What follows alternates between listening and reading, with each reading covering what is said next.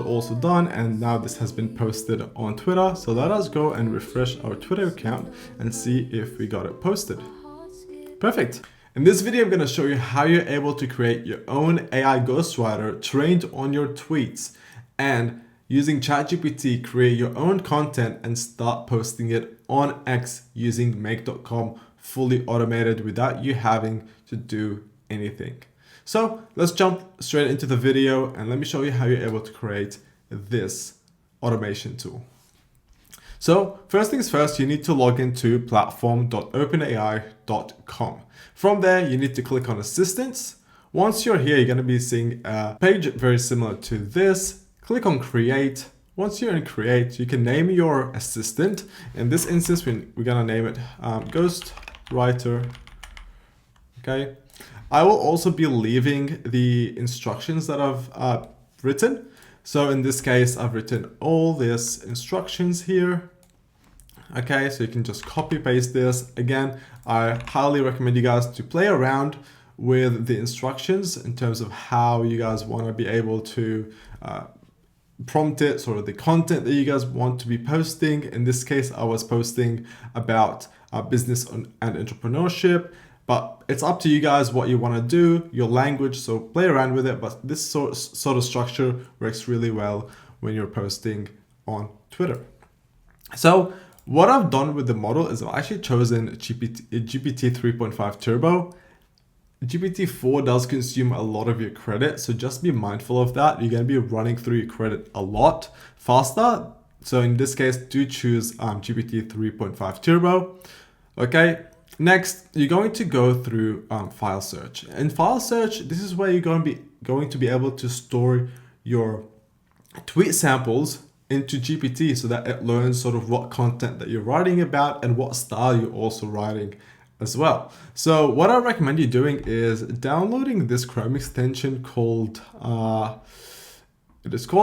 TW Exportly. It exports tweets from your account and download them in the CSV file. Now, GPT Assistant does not take in CSV files, so you have to convert it into TXT. Just upload the file onto ChatGPT-4 and then get ChatGPT to just clean up the data and export it in TXT file. Okay, now I've already have the vector on here. So what I'm going to do is I'm going to go to the vector stores and grab the vector ID, and we do run it, so let's keep that in mind. Just going to copy paste this in here, and oops, I think I left space. There we go. Whoop. Select. Great. So now that we've uploaded the file search into here, what do we want to do? You can switch off code interpreter off. You don't need that. And in this case, we want to format the model. So we want to configure the model. So with temperature, if you guys aren't aware what temperature is, it essentially you're giving GPT the assistant the ability to be as creative as possible or as not creative and repetitive as possible. Now, the higher you have it, it tends to start hallucinating and start dumping information that is irrelevant. So just keep that in mind. So what I found it works best was, I think it was 0.35. Worked really well. Let me just double check. Yep, 0.35. And the top P is 0.5 as well. Okay, perfect. So now that you've created your own assistant, you guys can now go on Playground and start playing around with the different instructions. Sort of, is it giving you the information that you need? Is it giving you the content that works for you? And you start adjusting from there. For example, do you need emojis in your tweets? Do you need hashtags? And so on and so forth. Okay. Now I'm not going to go through the Playground. It's irrelevant because we already have an assistant that works very well. So this is my assistant right here. So I'm just going to quickly delete this so we don't get confused. Great. Now that we've created our own assistant and you guys are happy with the information that it's spitting out, I recommend you guys now to jump on make.com and create your own scenario. So let me show you exactly how that's going to work. So when you create your own scenario, you're going to be presented with a blank screen. Your first trigger tool is going to be ChatGPT, and the action is going to be called Message and Assistant. Once you click on that, you need to add your own connection. Okay, you can just grab your API again from here. You can click on API keys and just create a secret key, and then connect it to make.com. And once you've connected the GPT or the OpenAI API, you can just put in the message. So in this case, it's like, write me a piece of content for X. Again, I am using 3.5. I have just changed that, make that clear. Just make that empty, doesn't really matter.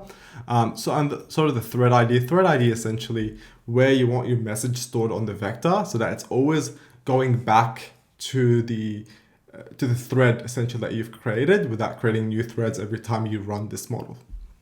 Okay, that's pretty much all that you need to be running here, and you click OK.